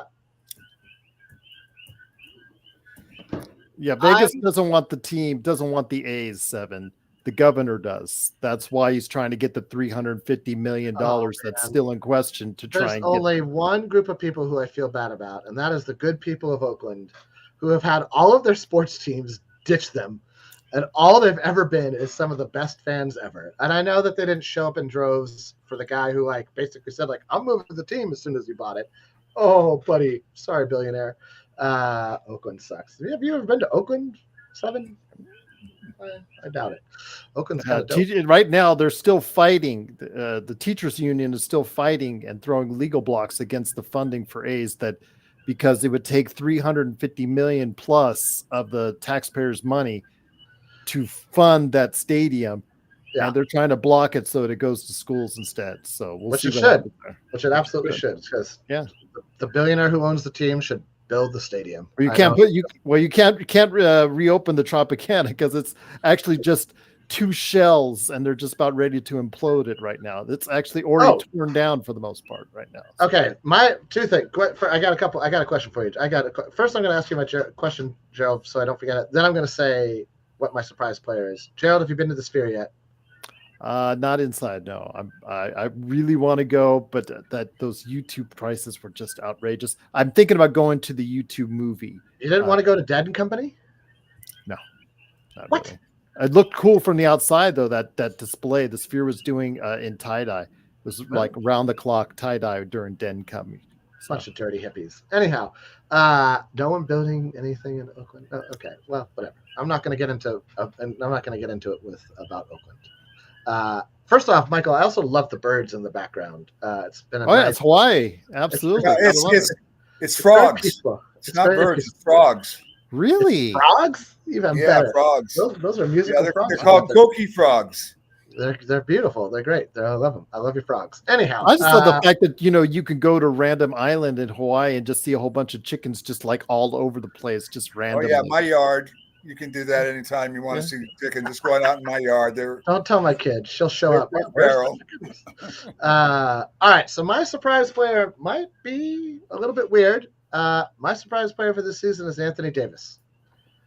I want Anthony Davis to be in the MVP and the Defensive Player of the Year conversation. It means he played 70-plus games. It means he was the focal point on offense like he should be. And it means he played his normal level of defense, which has gone underappreciated because for some reason people are super fascinated with Rudy Gobert, who wasn't even the best defender last season. I could think of at least two players that I would have put before him. And one of them was SGA. I thought SGA should have won Defensive Player of the Year. But that's just me. I think Gobert was there on rep, mostly for whatever reason. I don't understand it, but I digress. That's my surprise player. AD can basically replicate, if not improve slightly upon last season's output. The Lakers are going to be a big problem because he's a big problem when he's healthy and playing well and engaged, and it opens up a lot of things for the team. You just can see how when he is scoring inside and defending at the level that he can, how he affects the game. And he did it in the Olympics. So I have high hopes that AD can not just replicate, but slightly surpass. Like if he could just hit 2 threes a game. I don't know why Darvin Ham said, I want him shooting 8 threes a game. I wanted to smack him in the face. Coaches, if you're ever going to be an NBA coach, follow Phil Jackson's path. Say nothing certain. Be as vague as possible. Ephemeral, one might say. I remember the year he took the job as the Lakers. Do you guys think you're going to win a title? Oh, I think it'll take us a couple of years to really, get this thing going. Means nothing. Also, you can't come back to it later and be like, well, the coach said this. Take a page out of Phil's book. Don't be concrete. That's my surprise. That's my surprise player of the year. I think Darvin was the most media unsavvy coach I'd ever seen. He just did not know how to deal with the media. No, not. And honestly, neither. Luke wasn't even that great. Luke was kind of like, he just ended up sounding like he was tired a lot. Just woke up. Did you see us run the weave tonight? I think we ran it like 3 times. Poor Luke. Had high hopes for Luke, didn't work out. All right. Well, I don't know. Of course, it's basketball, not rocket scientists. Yeah, agreed. Yes, look, Phil Jackson would have left LeBron and his posse alone, I guess. I don't know. It doesn't matter. LeBron's running the show, as we all know. Positivity with no substance is a waste of time. Yeah, whatever, man. Darren, I'm realistic. I'm with Jamie. I'm realistic. I think the 44.5 bar for the Lakers, I think, is right about right. And I think they'll be fighting for play-in or maybe just barely out of it. And I can't bet the statistics and the odds say that LeBron and AD, you will not get 70-plus games from LeBron and AD. If you do, that's great. But the statistics bear out over the past 5 seasons that you have not been able to get consistently 70-plus seasons from them. And then you're going to ask those 3 same players to shoot over 40%. That's going to be a nice ask as well. And one of those other players that we're talking about that haven't produced to be able to step it up. Well, isn't one of the players who shot 40% now gone? What, D'Angelo, LeBron, no, I thought it was. Oh, no, Rui. Why did I think it was Taurean Prince? That's my bad. No, he shot 39.5. So he was right there, though. He was right there. Yeah. I don't think Rui's going to shoot 40% again. I think that would. The player that would surprise me the most is Rodell's favorite, as in the emails that he sends to us, Max Christie.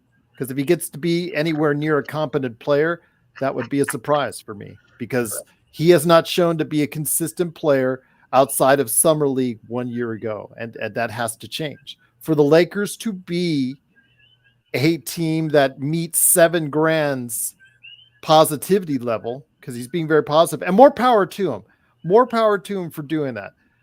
But if they want him to reach that level, it's got to be more than just the rotation we have now, because we did nothing to improve our team otherwise. So now you're banking on Dalton Connect to have a Rookie of the Year type season. Gerald, or JJ Max Redick is going to reinvent basketball this season. Or Max Christie to step up several times more than what he did last season. And one of those two guys has got to be the key, because I don't see any vast improvement from any other player else, unless you're really hoping that Christian Wood goes back on that revenge tour. So that he keeps on talking about. So we'll see what happens. Again, I just don't share the same enthusiasm you guys do. I look at it realistically. I watch all the games. I bear into the statistics. I go and do the research for this show.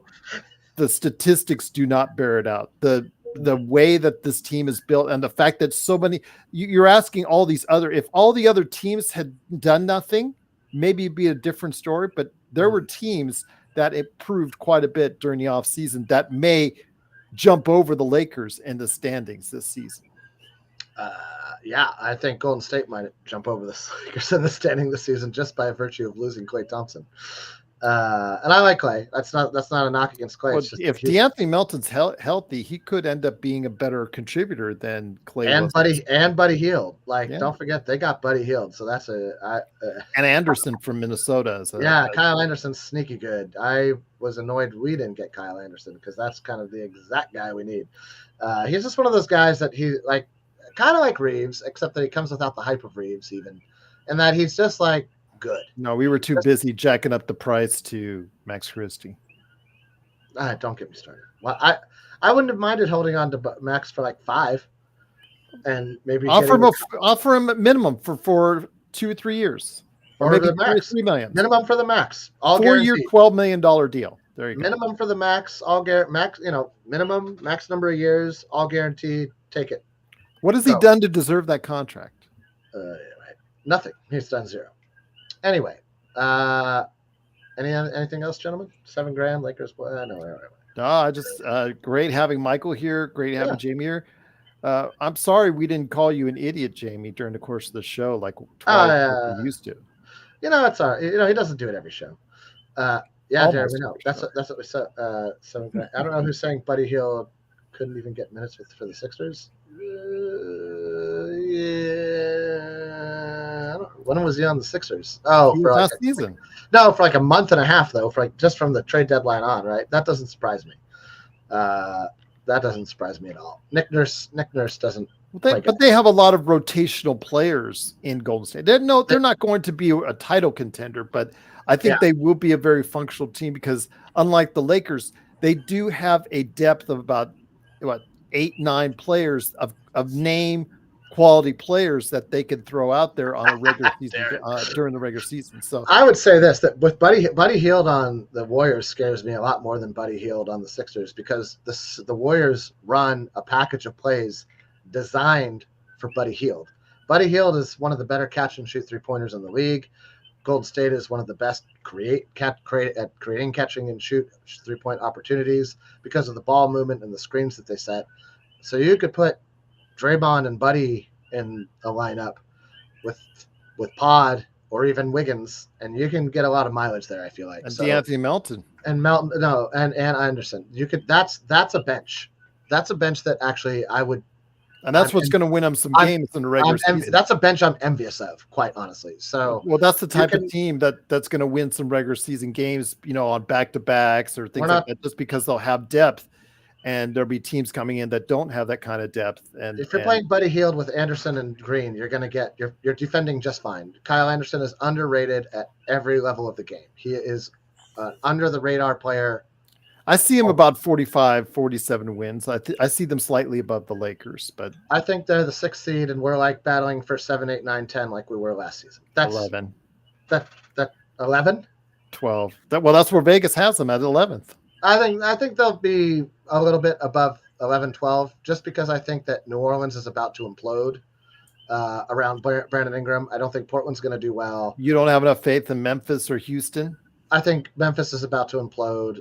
And has been imploding. It's like a slow motion implosion, a stop motion one, if you will, like on a Primus video. Yeah, the Clippers are going to fall. Clippers are going to implode. I don't think Denver is going to be nearly as good. I mean, they have. You talk about the Lakers. The regular season, I think they'll win.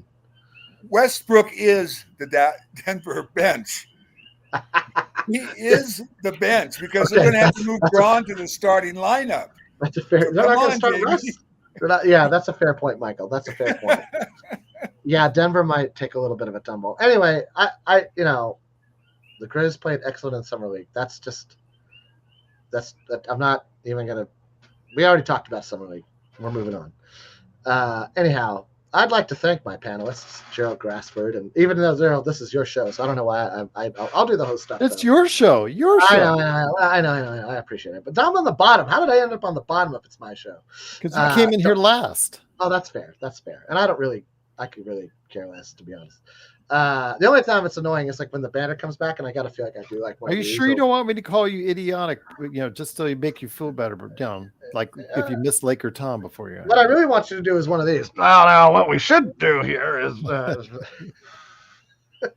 Jamie, you're always so negative. You're always so negative. Glass is half full, Jamie. You never want us to do anything. There's nothing in the glass, you guys. It's empty. Hi, Sierra Music Festival. Go to it. Actually, it's got to be over right now. Anyway, big shout out to Michael for coming on too. Absolutely. Yeah, thank you, Michael, for staying. Well, yeah, Joe wants to think his main. Shut up, Joe. Joe, you almost got me to say it, but I caught it. Shut up, Joe. Yeah, that's right, Mission. That's right. This kind of pianist. Anyway, all right. Well, we're gonna do this. Laker Chat, I'd like to thank you for being the best Laker Chat on planet. Oh, yeah, I can't every day. It's your site. Do you still do the 5 things articles? Well, not during the summer. There's not enough to talk about 5 things wise. It's kind of like one thing during the summer. yeah, it's like one thing every like 3 to 4 weeks, and I don't post like stuff from Twitter. I don't post other people's material. I don't do covers. I if I got something to say, I'll say it, and if I don't, I'm not going to Imagineer some what have you. It's just not. It's not worth my time, and I'm not getting paid. It's not my job, so I do what I can. And if that's not enough for some people, let's check the give a shit meter. No shit's given. No shit's given. I'm so sorry. And I love Tom. Tom's a great guy. He's one of the few people I've met in person from the blog world. So we had lunch one time in San Francisco, and he was lovely. Don't be a fool. Wrap your tool. Joe, those are words to live by. Those are words to live by. And if you don't know what Joe Soro is talking about, you're probably 14 years old. And even then, you should listen to him, especially at 14, so you can get through whatever constitutes as college these days. I'd like to thank my panelists, Michael Heinrich, as he's really called, but we call him Michael H. over at Lakerholics.com. As always, the Podfather, Gerald Glassford, the best Laker chat room on planet Earth. We appreciate all of your jokes. Mars, we're on Mars, Jamie. Yeah, we're on a mission to Mars, which was a classic Disney ride back in the day where you got to watch a TV in the bottom that looked like a rocket ship. I remember that. And we're going to Mars. Oh, we're in Mars. We're in space. Oh, no, we're crashing. We're crashing. Oh, we're okay. That's the ride. And if you don't remember that, then you're probably 14. And you should listen to Joe about wrapping the tool. Well, that would take 7 grand says he'll take Austin Reeves over Brunson. Yeah, we won't. Yeah, bro. No, just no. Just no. One is going to be an all-star this year, deservedly so. The other would love to be an all-star. That's almost as big as the Cooper Flag take that you had. So whatever. Oh, are we debating amateurs now? Is that what we're doing? No, I'm just level of takes. I was just rating it. No way. His is way worse. Mine is going to be right. You like that? He's Duke, amateur, done. Okay. You top out at Shane Battier. That's the best. I like the Cherokee Parks though. I thought that was that was really good. That was a good one. I liked Shane Battier, but remember when he was going to be the next Michael Jordan? Yeah, me neither. Anyhow, follow all the stuff Gerald does. Gerald does a bunch of stuff. He's got Pop Culture Cosmos. He's got shows with Joe every day that he puts up and listens to Joe rant and rave. He puts up with my dithering and blathering and what have you. And so thank you for all the patience, Gerald. And listen, we're still over a month out from camp. So next week, when Tom's here, hopefully, maybe we'll talk about some trades that didn't happen. Or won't happen. or won't happen. They're right around the corner, Jamie. That Miles Turner trade is right around the corner. He's only been talking about it for 2-3 years now. We're not going to trade for Miles Turner because we're going to need those assets for Lonzo Ball. Oh yes, absolutely. When he posted that on, I was just like, "What's there? Yeah, hasn't played in 2 seasons and has bad knees. What's there to like? What's there to like? What's there? Why are you even reposting this? In what world? In what world does anyone want Lonzo Ball on their team? I mean, even the Bulls, they're like, yeah, I mean, nobody's gonna trade for this guy. So yeah, get better, buddy. Get better, please. So we could trade Levine to the Lakers for everybody. Have you ever noticed that one of the major criteria at Tom's trades are they have to have been seriously injured several times? And I pointed it out to him, to which he then replies, tells me how negative I am and how terrible my attitude is. You got to see him on Twitter when he posts that stuff. The replies are hilarious. Nope. Oh, Jamie, I would have that. The stuff that the feedback he gets is hilarious. You know what? I might surprise him one of these days and do like a shared screen of his Twitter. Here's what just the responses that he gets. Oh my God! That's why I follow Laker Tom. $7,000. What little credibility you had with me, which technically was zero, just dropped into the vast negative with that statement. And he said he liked you. I know. I like him too, but I mean that just Lonzo Ball when healthy. Well, yeah. I mean, if the sun were to never rise, he is just he's a Brunson hater. Wow. Yeah, he really doesn't like Brunson, but that's fine. Whatever. Brunson plays terrible defense. You're right, but the proof's in the pudding. He did have an almost MVP like season, but he does everything else on the other side of the court better than Trae Young does, who's always Trae Young and Luka Doncic. Trae Young doesn't have to buy a meal at all in New York. No, nor should he. Anyhow, thank you, everyone. I keep saying goodbye, so let's do it one more time. I'm Jamie Sweet. That's Michael H. That's Gerald Glassford. I can never do it right. I'm always like, which shoulder is? It's my dyslexia. It's my, my theaterness. I don't know. Anyhow, thank you everybody for everything. Have a wonderful hot summer day. It's much hotter in California than it is in Las Vegas. Unless you're in Hawaii. Hey, it's supposed to be 81, 82 tomorrow, guys. Come on. How can you stand it, Michael? My God. It's hard. No, I can't live like this. Oh, at least we got the frogs to, help you stay cool. In the wintertime, it's 75, and in the summertime, it gets up to maybe 82, 85.